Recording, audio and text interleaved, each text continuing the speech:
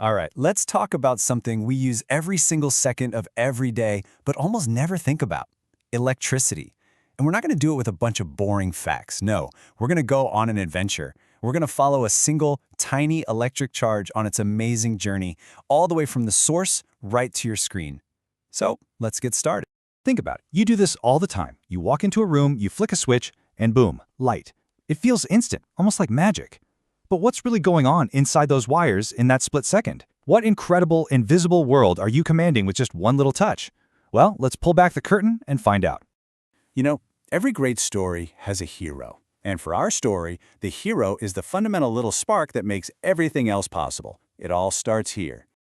I want you to meet our hero, the electric charge. It's this tiny, fundamental property of matter.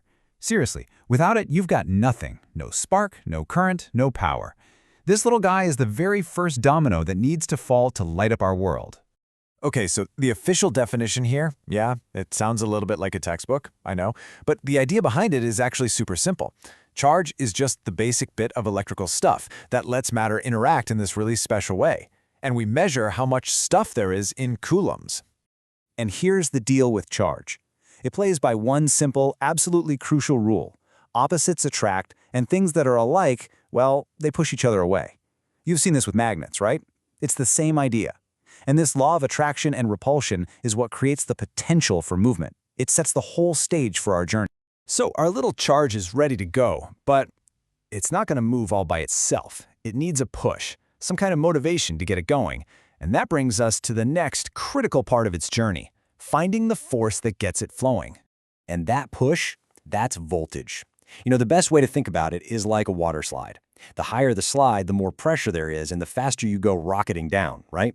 Well, voltage is the electrical version of that pressure. It's the push that gets our charge moving from point A to point B. So, once you get that big push from the voltage, what happens? Our charge starts to move, and not just our one charge, but billions and billions of them all at once. This organized parade, this literal river of charge, is what we call electric current. It's a perfect cause and effect. Voltage is the push, and current is the flow that happens because of it. But you know, no epic journey is a walk in the park. The path for our charge is rarely a nice, smooth, empty highway. Just like any good adventure, it's packed with challenges and obstacles that it has to get through. See, every single material our current flows through puts up a fight. It has some level of resistance. You can just think of it as electrical friction. Some materials, like copper, are like a freshly paved superhighway, super low resistance. But other materials are more like trying to run through a thick, dense forest.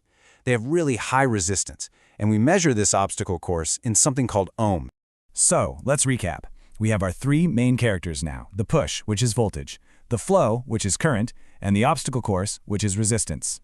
And it turns out, these three are all connected by one beautiful, simple rule, a kind of secret code for electricity. It's called Ohm's law.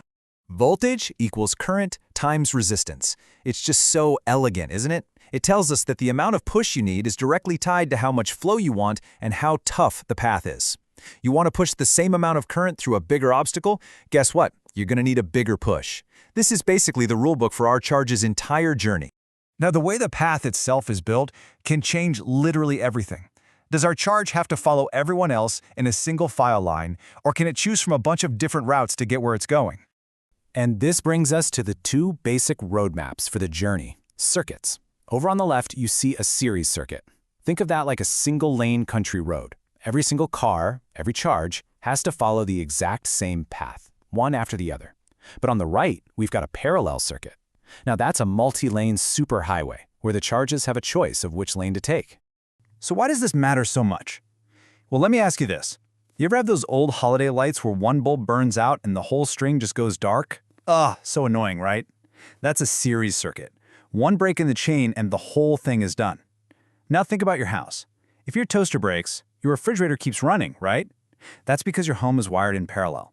This right here is the big aha moment, showing why that choice of path is so incredibly important. Okay, so our charge has been pushed, it has flowed, it's navigated all the obstacles, and it's chosen its path. But what was the whole point of this trip? What's the final destination? What's the purpose of this entire epic journey? The destination, the grand finale of this whole story, is power. Electric power is the payoff. It's how fast the energy carried by our charges gets turned into something useful. Like the light from a bulb, the heat from your stove, or the sound from your speakers. This is the work our hero does at the very end of its trip. And to make this really hit home, think about a 100-watt light bulb. What does that number actually mean? It means that every single second that light is on, that bulb is taking 100 joules of electrical energy from our little flowing charges and turning it into light and heat.